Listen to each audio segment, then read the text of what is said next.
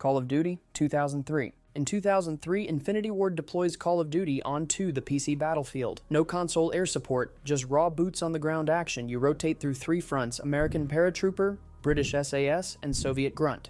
Translation: same World War II objectives, just different accents yelling in your ear. Campaign combat feels less like being a one-man army, and more like you're just another expendable rifle in the kill zone. Actual medkits scattered across the AO. Because regenerative health hadn't been invented yet. You get shot, you patch yourself up with a band-aid you found in a trench. Tactical realism, they called it. Multiplayer?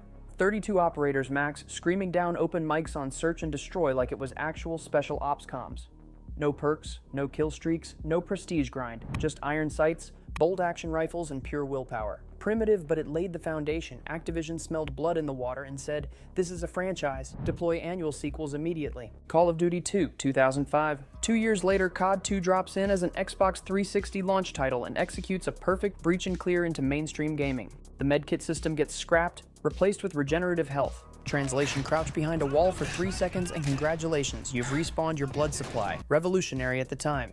Campaign goes full operational tempo. British armored pushes in North Africa, Soviet defense of Stalingrad, American D-Day follow-ups in France. Larger battles, smarter enemy AoE flanking you instead of running in straight lines, explosions louder, gunfire dirtier, and the whole thing felt like a Hollywood war film with you in the starring role.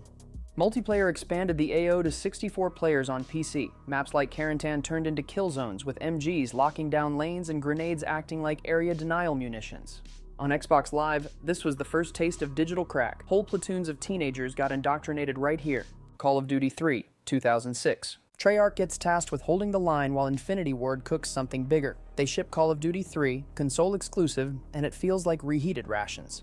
Normandy again, France again. Same theater of operations, less impact. QuickTime events show up. Press X to not get strangled like some half-baked combatives drill. Campaign is serviceable but uninspired. Multiplayer experiments with vehicles, jeeps, tanks, but it's clunky. AI runs around like they're still in basic training. Graphics already outdated. And this on launch. directly to COD Major 3 is Shepard. remembered like that one deployment nobody talks about. It existed, but it was filler. Treyarch took their lumps and learned. Eventually, they'd become the zombie kings. Call of Duty 4, Modern Warfare, 2007. This was the tactical nuke that rewrote the entire FPS field manual. No more World War II. COD moves into the modern battle space. Campaign puts you with US Marines in the Middle East and SAS teams running deniable ops in Russia. Perhaps one of the most famous fan-favorite campaign, All Gillied Up, taught us patience. Two-man sniper team infiltrating Pripyat with stealth discipline straight out of sniper school. Shock and Awe drops a nuclear detonation mid-mission, reminding you that war has consequences. It was cinematic shock therapy. Multiplayer becomes the new doctrine. Custom loadouts let you tailor kits like an actual operator. Perks act as force multipliers. Juggernaut, stopping power, martyrdom. Kill streaks escalate from UAVs to AC-130, turning one soldier into an entire fire support package. Prestige mode tricked millions into wiping progress for a shiny gold gunskin. Maps like Crash, Crossfire, and of course, Shipment became kill houses where chaos reigned. MW1 wasn't just a game, it was the new global standard for FPS combat.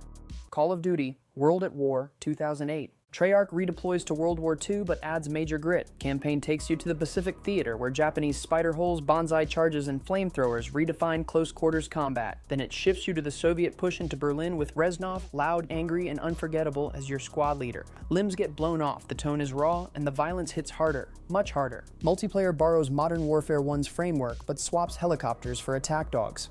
Players totally get mentally tormented the moment they hear that unmistakable bark. Nothing says psychological warfare like being mauled to death by digital German shepherds, and then, curveball.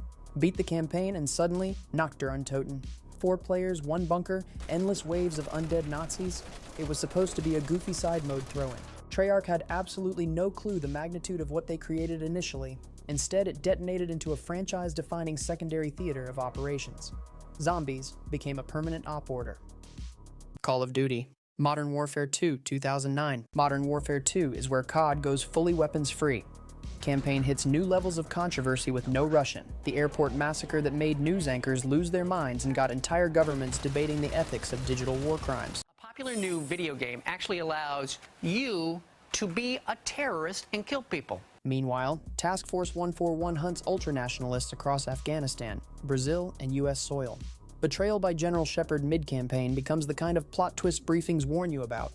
Multiplayer, Complete chaos. Dual-wielded Model 1887 shotguns deleting enemies across the map. Commando Pro turning every player into a teleporting melee assassin. One-man army infinite grenade launchers raining down like artillery. The tactical nuke at 25 kills becomes the ultimate flex in the match and the world. Maps like Rust and Terminal become sacred ground for 1v1s and bragging rights. Seriously, every COD player obsessed over these two epic, fast-paced edge-of-your-seat maps. MW2 was broken, unbalanced, and absolutely glorious. Call of Duty, Black Ops, 2010. Black Ops drags you into the CIA's deniable ops program. You're Alex Mason, strapped to a chair, interrogated about the numbers. Translation: Cold War paranoia, MK Ultra brainwashing, and covert ops across Cuba, Vietnam, and Soviet black sites. Reznov returns as your manic guiding spirit. Campaign narrative is fractured but unforgettable. Conspiracies on conspiracies. Multiplayer brings COD points, currency to buy gear like you're shopping at a black market armory. Wager matches let you gamble all in. Gun game, one in the chamber, pure high-stakes chaos. The FPS multiplayer was Blessed the Nuketown, one of the greatest online maps of all time, a two-lane kill box that will haunt COD for eternity. Zombies escalated massively. Kino der Toten, Ascension, and DLC that turned survival into puzzle solving. Easter eggs were so complex, entire platoons of players worked as intelligence units to solve them. Call of Duty, Modern Warfare 3, 2011. Final act of the original trilogy. World War III erupts across New York, London, Paris, Berlin.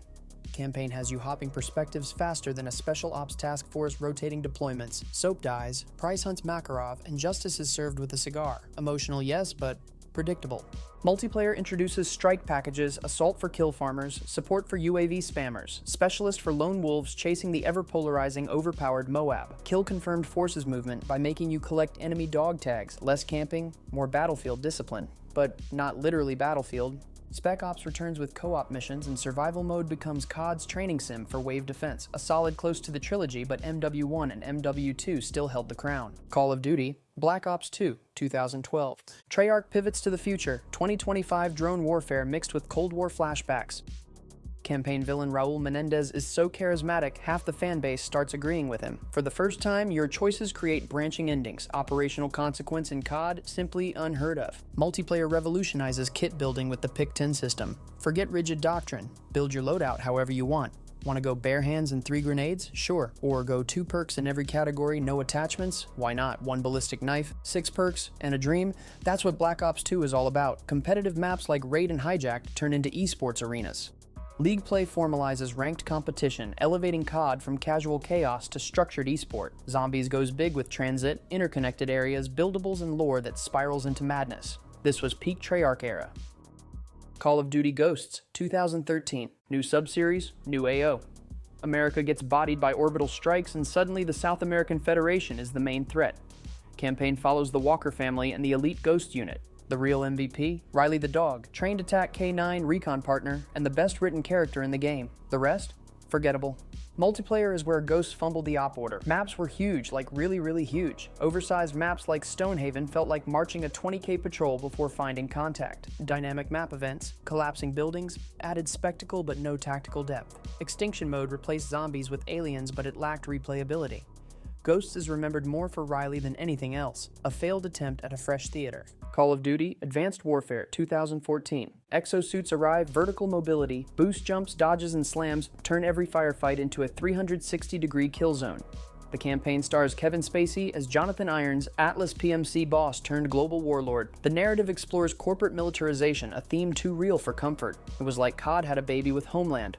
Multiplayer splits the community. Some operators embrace the jetpack doctrine, mastering vertical flanks and aerial engagements. Others rage quit, demanding boots back on the ground. Weapon variants locked behind supply drops created outright pay-to-win scenarios. Force multipliers were no longer about skill. They were about your credit card limit.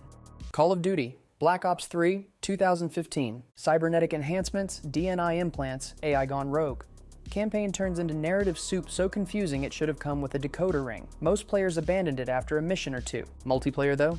Refine the movement system. Wall running, thrust jumps, underwater engagements. Specialists gave ops-style abilities. Ruins gravity spikes, Seraph's Annihilator revolver. Loadouts were customizable to the molecular level. Zombies hit peak complexity with Shadows of Evil, a 1940s noir horror map with Lovecraft monsters and celebrity voice actors. Easter eggs were so convoluted they required multi-day joint ops across entire communities, but only a couple of years removed from the multiplayer debacle of Ghost, I forced myself to enjoy the wall running and actually ended up enjoying the pace of Black Ops 3. Call of Duty: Infinite Warfare, 2016. Infinity Ward launches COD into space. Captain Nick Reyes commands orbital strikes, starship battles, and zero-gravity firefights. Operational variety, top-notch. Community reception, mutiny. The reveal trailer became one of YouTube's most disliked videos of all time. Multiplayer leaned into combat rigs and loot-based progression, but most operators bought the game for Modern Warfare Remastered, treating Infinite Warfare as a collateral casualty of the bundle. No need to elaborate on this title launch, as we already praised Modern Warfare. Let's not kill the vibe with any more mentions of Infinite Warfare. Call of Duty: World War II, 2017. Sledgehammer's apology of back to D-Day, back to the Bulge, back to boots firmly on the ground. Campaign followed Private Daniels in the 1st Infantry Division with squad mechanics, ammo resupply, health packs, spotting, turning AI into support roles. Multiplayer abandoned Pick 10 for divisions, trying to enforce unit archetypes like airborne or infantry. Players revolted big time. War mode was the saving grace. Multi-objective battles simulating actual operations like tank escorts and sabotage runs. HQ social space turned loot box openings into public spectacles. Nazi zombies returned in the final Reich, dripping with horror vibes but familiar in execution. Call of Duty: Black Ops 4, 2018. No campaign, literally none, nada. Command cut single player from the op order entirely. Multiplayer went full tactical, manual stim healing, a specialist for squad synergy, tight 3-lane maps, clean competitive, sweat heavy. Blackout became COD's first battle royale, Verdansk Light stitched from legacy maps. It was polished, functional, but outshined by Fortnite in the long war for battle royale dominance. Zombies launched with 4 maps at release, feeding lore junkies endless intel to decode. Solid mechanically, but many operators refused to accept no campaign as standard doctrine. Understandably so, indeed. Call of Duty: Modern Warfare, 2019. Reboot time, new engine, photoreal graphics, price rebooted, and missions like Clean House turned CQB into tactical art. Campaign leaned into moral ambiguity. No clean wins, just dirty work in dirty wars. Multiplayer emphasized gunsmith customization, letting you fine-tune rifles into hybrid systems. Crossplay unified console and PC, ending platform tribalism. Then came Warzone. Verdansk launched free-to-play with the glorious Gulag respawns and loadout drops, rewriting the BR playbook. Warzone became a full operational theater, pulling in millions and making Call of Duty culturally dominant again. Call of Duty: Black Ops Cold War, 2020. 1981, Reagan gives you operational clearance, CIA, KGB, and Shadow Wars. You customize your operative's dossier and choose missions that change the ending. The narrative became one big ROE briefing. Multiplayer returned to small, clean maps like Moscow. Combined Arms gave bigger AOs with vehicles. Zombies rebooted to classic round survival with Die Machine. Nacht der Untoten modernized and expanded. It was a return to form, though Warzone overshadowed it. Call of Duty: Vanguard, 2021. World War II again. Yes, again. Campaign followed 4 elite operators through flashback missions. Felt like stitched together after-action reports. Nazis plotting a 4th Reich gave it a comic book vibe. Multiplayer added destructible cover and combat pacing, scaling lobby size from tactical to blitz meat grinders. Champion Hill tried to be an arena tournament mode, but it died faster than a recruit and shipment. Zombies ditched survival for objective ops, and the community rejected it outright. Did players stop playing Call of Duty? Nope, they just had to patiently suffer through till the next game launch in hopes of any improvement so they could blow up Reddit. Call of Duty: Modern Warfare 2, 2022. Not the classic one you nostalgia cry over, the other one. Task Force 141 returns like a band reunion that actually got funding this time. Ghost, Soap, Gaz, Price, all back, and the budget too. Campaign feels like a glossy Hollywood reel of chaos. Stealth ops through Amsterdam's canals, convoy ambushes in Mexico, high-rise breaches in Chicago. It looked incredible, played tight, and never once took a risk. Ghost became a walking meme factory, his mask alone doing more marketing than half the industry. Then came multiplayer. Gunsmith 2.0 promised freedom, but somehow made building a gun feel like doing your taxes. Perks unlocked mid-match, splitting the community into 2 factions: the tryhards and the people who actually go outside. Then Warzone 2 launched with Al Mazrah DMZ and proximity chat, the greatest unintentional comedy feature in gaming history. Half the lobby was arguing about loadouts, the other half was rapping in the bathroom mic. It was bloated, over-engineered, and still wildly successful, because even when COD confuses us, it still owns our evenings. Call of Duty: Modern Warfare 3, 2023, the grand finale of the reboot trilogy, and yeah, we fell for that headline again. The campaign felt like Warzone side quests stitched together with cutscenes. Open combat missions just meant looting crates in slow motion with Price yelling at you to move up. Soap dies again, Makarov grins again, Price screams again. It's 2011 with a new code of RTX. Multiplayer dropped with MW2 2009 maps remastered. Nostalgia bait so strong we still clicked buy, and to be fair, running through Terminal again hit hard. Until you realize that's all there was. Innovation had left the chat, then came zombies, open world, half DMZ, half why am I doing objectives for a random scientist again? Veterans called it heresy, new players called it fine. It sold millions, of course it did, but you could feel the burnout. The community didn't riot this time, we just sighed. Call of Duty, Black Ops 6, 2024. Treyarch drops back in with a Gulf War setting and actually remembers how to write a story. CIA safe houses, classified files, moles inside the agency. It felt like spy thriller Call of Duty again. Woods and Adler returned like two grumpy uncles who refused to retire, lighting cigarettes in rooms marked no smoking. Awesome.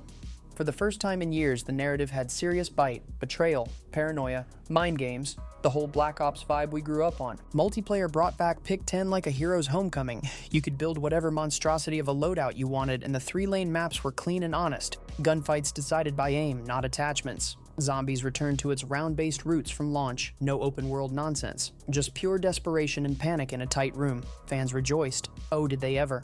Critics called it Treyarch's redemption arc, and for a moment, COD felt fresh again. But after the dust settled, the servers started to thin, not because it failed me, because after 2 decades of respawning, maybe the players finally needed to reload themselves. COD wasn't dead, it was just catching its breath, and so were we.